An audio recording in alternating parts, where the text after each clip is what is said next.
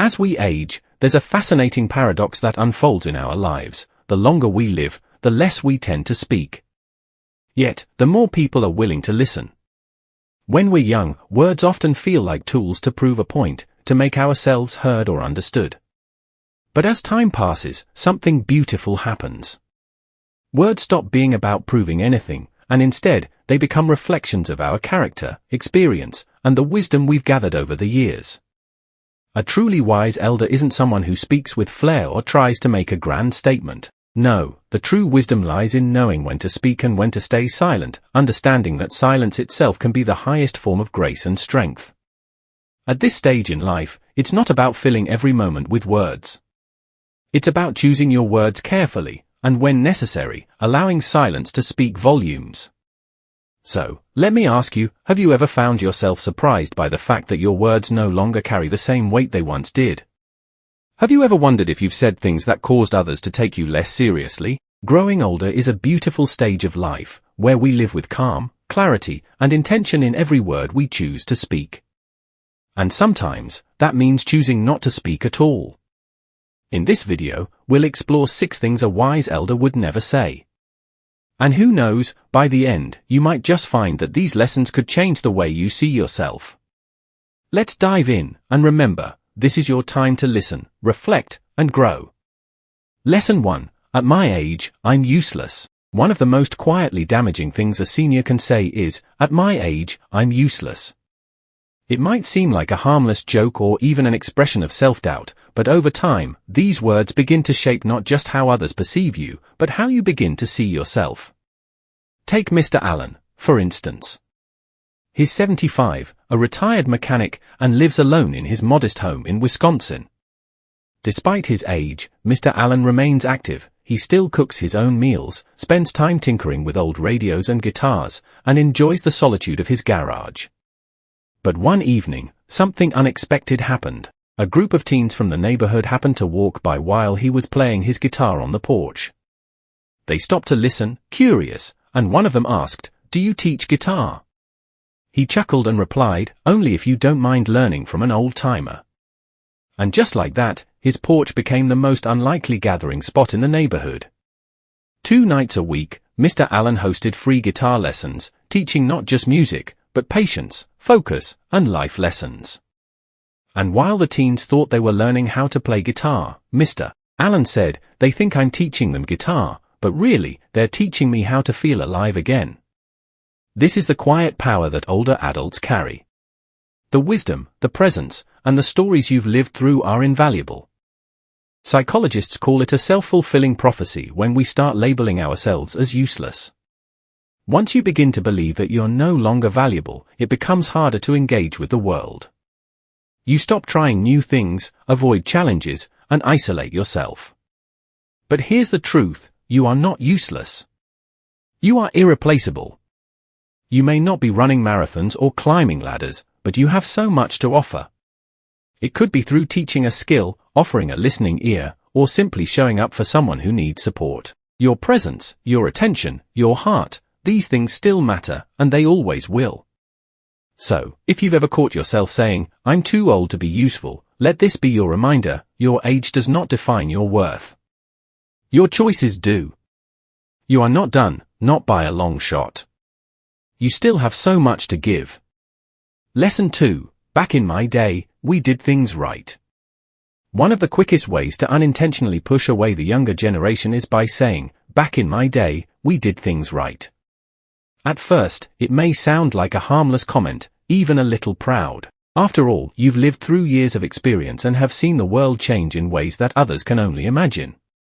But to the person hearing it, especially someone from a younger generation who is doing their best to navigate a world that is vastly different from the one you grew up in, it can feel like a criticism, a suggestion that their efforts, their choices, and their way of life somehow aren't as valid. The truth is, older adults often carry a deep well of wisdom. You've lived through more, seen more, and experienced things the younger generation can't even begin to comprehend. But when this wisdom comes across as judgment or comparison, it can create a barrier instead of a bridge. You may think you're offering helpful guidance, but what the younger generation hears is criticism, which pushes them further away. Take John, for example. At 78, John was a retired engineer who prided himself on his work ethic and discipline. His grandson, Kyle, was studying digital art in college, something John could never quite understand. "In my day, we worked with our hands," John would often say. "Real jobs didn't involve sitting at a computer all day." Over time, Kyle stopped talking to him about his work, and their conversations dwindled. It wasn't until John realized that he knew more about Kyle's childhood than his current dreams that he understood the unintended damage those words had caused. Psychologists call this generation gap bias, the unconscious habit of judging today's values and lifestyles through the lens of the past. It's natural, it comes from a place of pride and a desire to protect, but it can make the people you love feel like they'll never measure up, no matter how hard they try. So, what's the solution? It's about shifting the perspective. Listening to the present doesn't mean abandoning the past. You can still share your lessons, your values, and your stories, but do so with curiosity, not comparison. Ask questions, show interest in their world, and be open to their experiences. It's not about proving that your time was better, but about connecting with the people around you in a meaningful way. The smartest seniors don't insist that their way was the only way. They stay open. They ask questions, they listen, and they remain engaged. By doing so, they don't just preserve their wisdom, they strengthen their relationships and create space for new, rich experiences that can be shared across generations.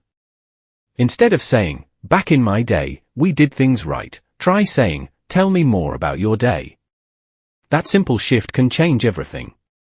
Lesson 3, I can't learn anything new anymore.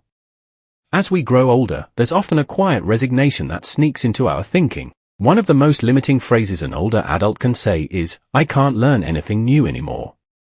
It may sound harmless, even humble, but underneath it is a belief that your days of growth, exploration, and change are over. And this belief doesn't just close the door to new skills, it slowly closes the door to joy, curiosity, and deeper connections with the world around you. The truth is, learning has nothing to do with age. It has everything to do with your attitude. When you say, "I can't learn," you're not protecting yourself from failure, you're robbing yourself of the chance to discover new things. New hobbies, new friendships, and new aspects of yourself that you've yet to meet. Take Margaret, for example. At 80 years old, she had never owned a smartphone until her granddaughter gifted her one for her birthday. At first, she let the phone sit unused on the table. "It's too complicated," she would say. But one afternoon, while she was watching the light fall across her kitchen counter, Margaret had an idea. She thought it would make a beautiful photo. So, despite her initial hesitation, she picked up the phone, opened the camera app, and took the shot. It wasn't perfect, but that moment sparked something inside her. From that day on, Margaret started learning photography with her phone.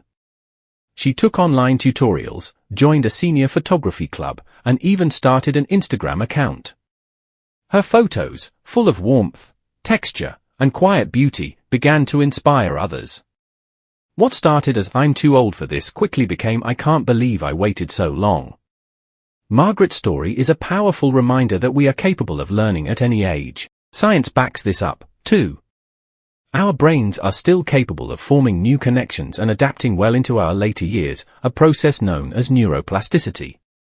The more we engage with new things, the more our brains reward us with sharper memory, a better mood, and a stronger sense of purpose. So, if you've ever found yourself saying, "I'm too old to learn that," take a moment to reflect. Is it really true? Or is it just fear dressed up as humility? What if trying something new doesn't have to be big or impressive? What if it's just something that makes you feel alive? Because here's the beautiful truth, as long as you're curious, you're not old. As long as you're willing to try, you're still growing. And growth, no matter what age, is always the beginning of something good. So go ahead, ask questions, make mistakes, laugh at yourself, and discover something new. That's not just learning, that's living. Lesson 4, I can live however I want. As we get older, it's easy to fall into the mindset of surrender. We may say, "I can live however I want," with a weary sigh and a tired smile. On the surface, it sounds like acceptance, like we've reached a point in life where we've earned the right to do things our way. But if you listen closely, what you often hear behind those words is a quiet surrender, a feeling that life no longer requires effort, or perhaps that it no longer matters. But here's the thing, it still matters, not just for the people around you, but for you, too. Taking care of yourself, your body, your mind, your spirit, has nothing to do with chasing youth or impressing anyone. It's about respect. It's about honoring the years you've lived and the time you still have ahead. When someone says, "I'll eat whatever, I'm old," or "I don't need to exercise anymore," what they're really saying is, "I've stopped believing my health is worth the effort." And that's not wisdom. That's weariness. And while feeling tired is completely understandable, especially after a lifetime of hard work and experiences, giving up on your well-being only makes that exhaustion feel deeper. Take Harold, for instance. At 77, after his wife passed away, he stopped caring for himself. He stopped cooking, stopped taking walks, and gave up on the routines that once gave his life structure. "I'm just waiting my turn," he told his daughter. But one morning, after struggling to get out of bed because his back had stiffened so badly, he caught a glimpse of himself in the mirror and thought, "This isn't who I want to be." That small moment of honesty sparked a shift. Harold didn't overhaul his life in one go, but he started small. He began doing morning stretches, took a walk around the block, and even started cooking a real breakfast. Over time, his energy returned. His mood improved. He even started attending a weekly yoga class for seniors. He said, "It's not about living longer. It's about not wasting the time I do have." Science tells us that the choices we make each day, how we eat, how we move, how we rest, have a profound impact on our quality of life, no matter our age. And the smartest kind of aging isn't just about surviving. It's about thriving in the time you've earned. So, if you've ever caught yourself saying, "It doesn't matter how I live now," pause for a moment. Ask yourself, what would change if you believed that you still deserve to feel good, to wake up with energy, to move through your day with ease? What if caring for your body wasn't a chore, but an act of self-respect? Living well isn't about vanity, it's about dignity. It's about saying, "I matter. I'm still here, and I'm going to show up for myself." That's not giving in, that's wisdom in action. Lesson 5, nobody really cares. Some phrases may sound casual, but they carry a deep sadness beneath them. One of those phrases is, "Nobody really cares." On the surface, it seems like a way to protect yourself from the feeling of being ignored or abandoned. But ironically, this very belief often becomes the reason you feel lonelier, quieter, and more distant from meaningful connections. Many older adults carry an invisible wound, the belief that they are no longer heard or seen. They don't want to bother their children or burden their friends, so they stay quiet about their needs and feelings. They stop sharing because they've convinced themselves that no one really cares. The result? They withdraw. They share less. They expect less. And gradually, they become more distant from the people around them, not because others don't care, but because they don't know that you need them. Take Mr. Tam, for example. He's 74 and lives in a senior community in California. In his weekly group gathering, he's always the quiet one. While others share stories about family, joys, and worries, Mr. Tam simply smiles and listens. He once said, "I'm used to it. Even if I said something, no one would really notice." But one day, during a conversation about what keeps people up at night, someone asked him directly, "Mr. Tam, what about you? What weighs on your mind?" He stayed silent for a moment, and then, slowly, he began to speak.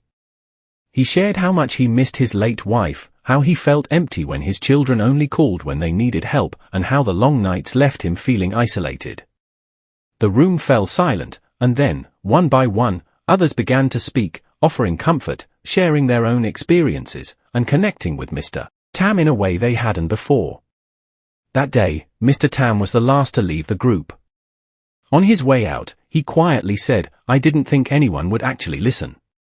This moment is a reminder that when you believe no one cares, you can fall into a victim mindset. It's easy to isolate yourself, thinking that no one would understand or that they don't want to hear your pain. But the truth is, most people do care, they just don't know that you need them unless you let them in. Opening up is not a sign of weakness, it's an act of courage. It allows others to understand you, to connect with you, and to love you for who you truly are. You don't need to have all the answers or always be strong. You just need to be honest. Sometimes, a simple sentence, spoken from the heart, can create bridges to deep, kind, and loving relationships. Even at 70, 80, or beyond, you still deserve those meaningful connections. You are not alone unless you choose to be. The people in your life care more than you think, they just need you to share your truth with them.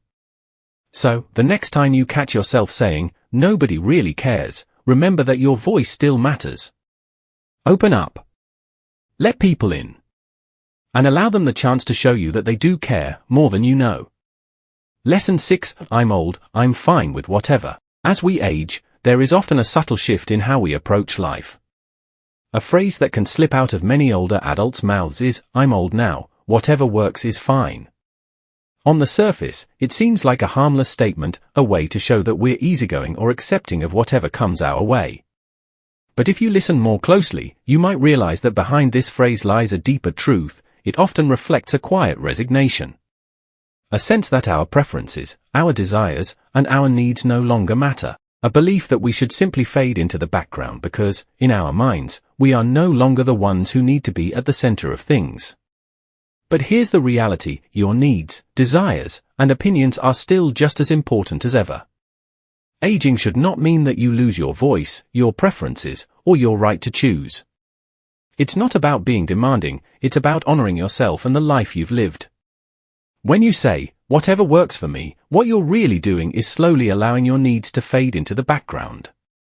You stop advocating for yourself. You stop making choices that bring you joy, comfort, and fulfillment. You stop voicing what matters to you.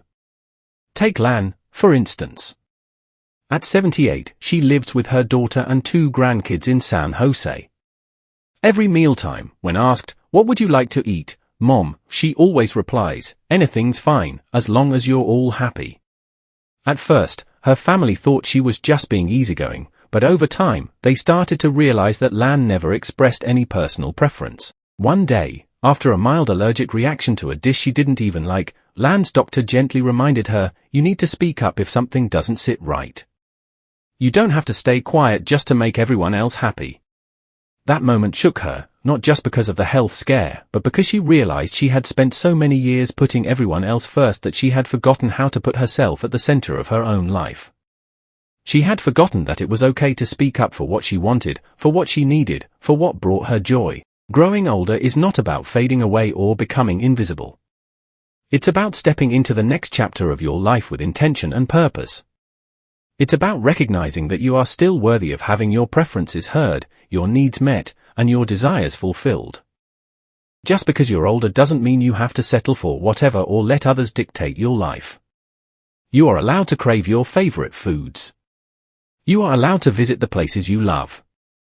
You are allowed to wear the colors that bring you joy, and you are allowed to speak your truth. You are still here, and your presence still matters. Living with intention isn't about being picky, it's about living authentically.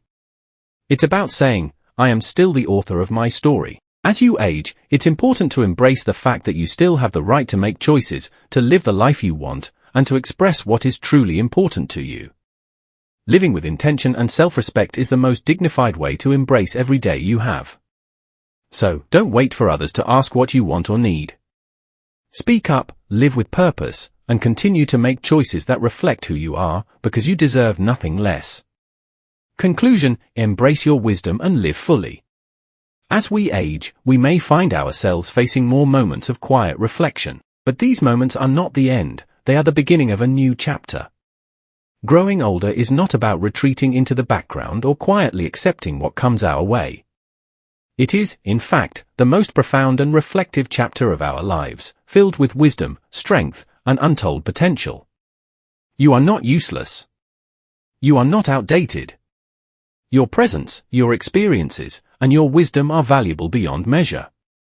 Every choice you make, every word you speak, every connection you foster still carries weight and meaning. You are a living testament to all you've lived through, and your story has the power to inspire and uplift those around you.